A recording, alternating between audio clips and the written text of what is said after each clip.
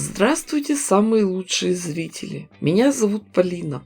Решила взять себе за правило после завершения каждого проекта сразу же пристраивать текстильный мусор, чтобы был полный гешефт. Ой, в смысле, надо закрыть гештальт. Ой уж эти модные словечки. Главное не перепутать Бабеля с Бебелем, Бебеля с Гегелем, Гегеля с Гоголем, Гоголя с Моголем. Для начала все мелкие обрезки надо еще больше измельчить, отрезать им все, чтоб не размножались, а уже потом все хорошо перемешать. Этого количества нам хватит на 2 заготовки. Возьмем кусок марли или широкий бинт. Равномерным слоем выложим наш текстильный мусор. Потом подвернем края и получим такой марлево-мусорный конвертик. После этого хорошо все проутюжим с паром. Затем прошьем, простегаем нашу заготовку. В принципе, можно сразу же нашить много таких полуфабрикатов и использовать их по мере необходимости. Но вы же знаете, что обычно бережнее всего хранится в доме какой-то мусор. Оторванная пуговица, ненужная пряжка, случайная бусинка, потерянный винтик. А у меня есть пакет с кромками. В сегодняшней работе как раз их и используем. В центр заготовки поместим яркий лоскуток и начнем по спирали обшивать его кромками. У кромок один край плотный, крепкий. Строчку будем прокладывать именно по нему.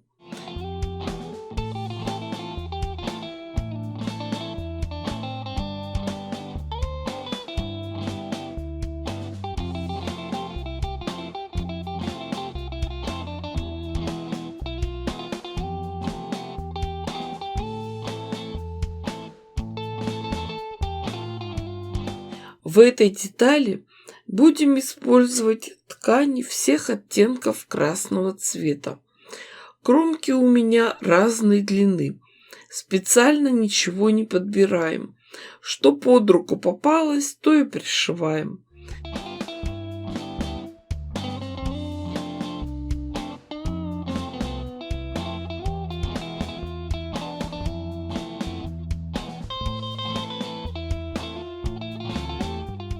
А другую заготовку закроем кромками всех оттенков синего и голубого цвета. Также шьем по спирали. Техника как крейзи, только при работе с кромками шьем сразу, ничего не отгибаем, край уже обработан.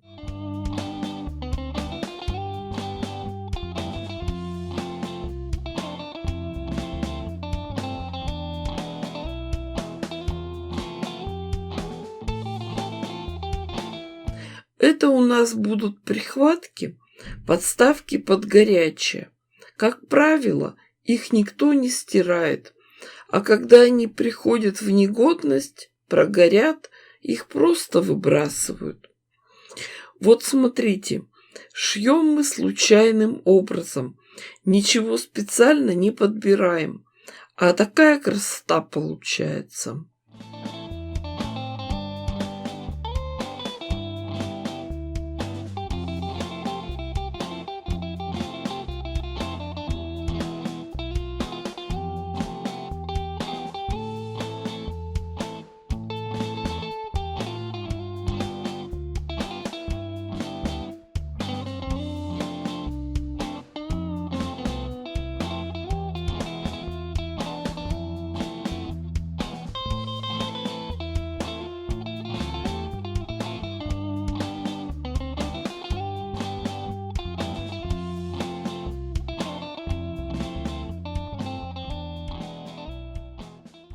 Когда все пространство заполнено, немного придадим форму нашим заготовкам. Подровняем и обрежем края. С лицевой стороны все красиво и аккуратно. Размер получился 19 на 19 сантиметров. А теперь возьмем ткань для обратной стороны и вырежем из нее квадраты, примерно на 6-7 сантиметров больше лоскутной части. У меня 26 на 26 сантиметров. Ткань плотный лен. А теперь внимание! От каждого угла откладываем по 5 сантиметров и ставим отметки. А дальше мы по этим отметкам рисуем линию и срезаем углы. Был квадрат, стал восьмиугольник. Для красивого яркого канта возьмем прямые полоски ткани шириной 3 сантиметра. Сложим их вдоль пополам. Найдем серединку длинной стороны восьмиугольника и совместим с серединой бейки. Приложим эту бейку с лицевой стороны большой детали и пришьем на швейной машинке. Получается вот такая интересная конструкция. Теперь нам надо эти бейки развернуть, расправить, припуски на швы заутюжить внутрь. Полученную заготовку складываем по диагонали. Потом совмещаем швы и срезы. А теперь, внимание, намечаем завершающий шов. Его мы делаем строго перпендикулярно сгибу. Вроде бы мелочь, но мне показывали работы, сшитые по моим мастер-классам, где мастерица напутала, какой стороне надо делать перпендикуляр. И у нее получилась коробочка.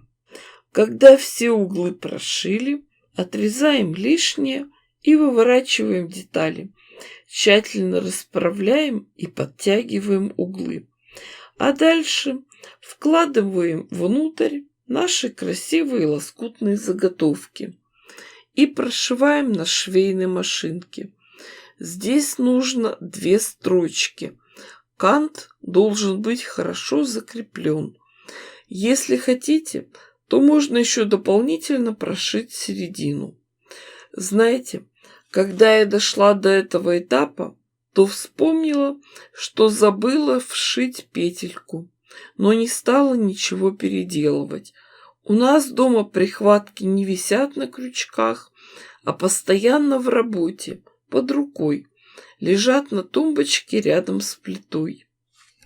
Знаете, кто-то скажет, что уж совсем жлобство какое-то шить из текстильного мусора.